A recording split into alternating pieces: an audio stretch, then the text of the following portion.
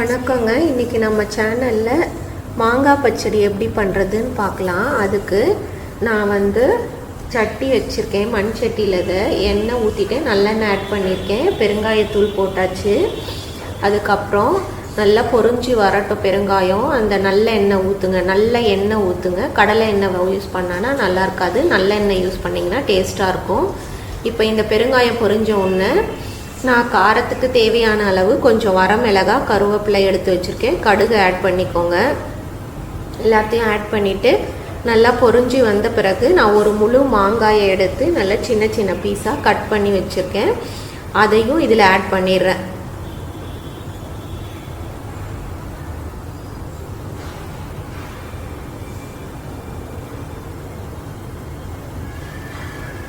இது ஃபுல்லாக நல்லா ஆட் பண்ணிவிட்டு அதுக்கப்புறம் இது நல்லா ஒரு தேவையான அளவு கல்லுப்பு. நான் அதிகமாக கல்லுப்பு கிறிஸ்டல் சால்ட்டு தான் யூஸ் பண்ணுவேன், அயோடின் சால்ட் யூஸ் பண்ணுறதில்ல. ஸோ கிறிஸ்டல் சால்ட் ஆட் பண்ணி நல்லா மிக்ஸ் பண்ணிக்கோங்க. இதுக்கு தேவையான அளவு மஞ்சத்தூள் கொஞ்சம் ஆட் பண்ணிக்கலாம். நல்லா மிக்ஸ் பண்ணி விடுங்க. இந்த மாங்காவிலேயே இந்த தண்ணி நல்லா விடும் இல்லைங்களா, அந்த தண்ணி விட்டு நல்லா வதங்கி வர வரைக்கும் இதை நல்லா மிக்ஸ் பண்ணி விட்டுட்டு ஒரு மூடி போட்டு மூடி நல்லா வதக்கி விடுவோம். ஒரு 10 மினிட்ஸ் பக்கமாக நல்லா வதக்கி விடலாம்.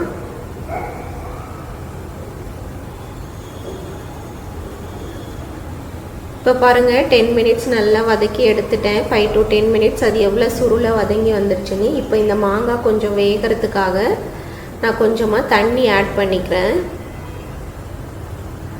நீங்கள் உங்களுடைய தேவைக்கு தகுந்த அளவுக்கு நான் ஒரு 1/2 கிளாஸ் ஆட் பண்ணுறேன். இதில் ஒரு மாங்காவுக்கு உங்களுக்கு எவ்வளோ தேவையோ இந்த மாங்காய் வேகிற அளவுக்கு நீங்கள் ஆட் பண்ணிக்கலாம். மூழ்கி நல்லா வர வரைக்கும் நான் ஒரு 1/2 கிளாஸ் வாட்டர் எடுத்துருக்கேன். ஒரு 150 ml அப்படின்னா ஒரு 100 to 150 ml வாட்டர் இதில் ஆட் பண்ணி நல்லா இதை நான் பாயில் பண்ணுறேன்னா என்ன, அந்த மாங்காய் நல்லா வதங்கி வெந்து வரணும் இல்லையா, இல்லைன்னா அந்த ரா ஸ்மெல் இருக்கும்ல, அதனால் நல்லா தண்ணி ஊற்றி இந்த மாங்காயை வேக விட்டுக்கலாம்.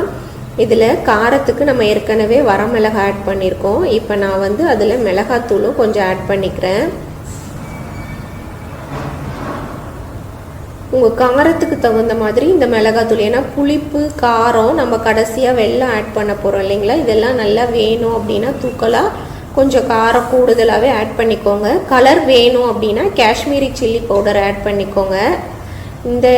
நான் காஷ்மீரி சில்லி பவுடர் எங்கிட்ட இல்லை, நான் நம்ம குழம்பு மிளகாத்தூள் தான் ஆட் பண்ணியிருக்கேன். உங்களுக்கு நல்ல கலர் வேணும் அப்படின்னா இந்த காஷ்மீரி மிளகாத்தூள் இருந்தால் அதுவும் ஆட் பண்ணிக்கோங்க. இந்த நம்ம மிளகாத்தூளோட இதை மறுபடியும் அந்த நல்ல சுருளை அந்த தண்ணி ஊற்றணும் இல்லைங்களா, ஒரு 150 ml வாட்டர், அது ஃபுல்லாக நல்லா கொதிச்சுட்டு நல்லா எண்ணெய் பிரிஞ்சு வர வரைக்கும் நல்லா வேக விடுங்க. அதாவது அந்த மாங்காய் வேகிற வரைக்கும் நல்லா விட்டு எடுங்க. ஒரு 5 மினிட்ஸ் to 10 மினிட்ஸ் கூட ஆகும். 5 மினிட்ஸே போதும், மோர் தென் எனஃப் அதுவே உங்களுக்கு.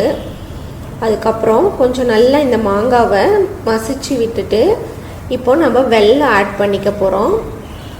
இந்த மாங்காய் பச்சடி ஸ்பெஷலி இந்த வெல்லம் தான். உங்களுக்கு வெல்லம் நல்ல நான் குண்டு வெல்லம்னு சொல்கிறோம் இல்லையா, அந்த வெல்லத்தை தான் நல்லா நுணுக்கி ஆட் பண்ணியிருக்கேன். வெல்லம் உங்களுக்கு கூடுதலாக வேணும்னா உங்கள் டேஸ்ட்டுக்கு தகுந்த மாதிரி நீங்கள் ஆட் பண்ணிக்கலாம், ரொம்ப நல்லாயிருக்கும்.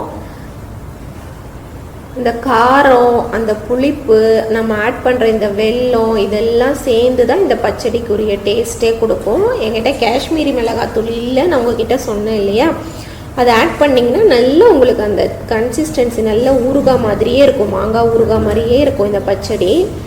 டேஸ்ட்டாக நீங்கள் எவ்வளோ நாள் 1 வீக்கு கூட வெளியிலேயே ஸ்டோர் பண்ணலாம். நான் ஆல்மோஸ்ட் ஒரு 1 வீக் ஸ்டோர் பண்ணி தான் இதை வச்சு சாப்பிட போகிறோம்.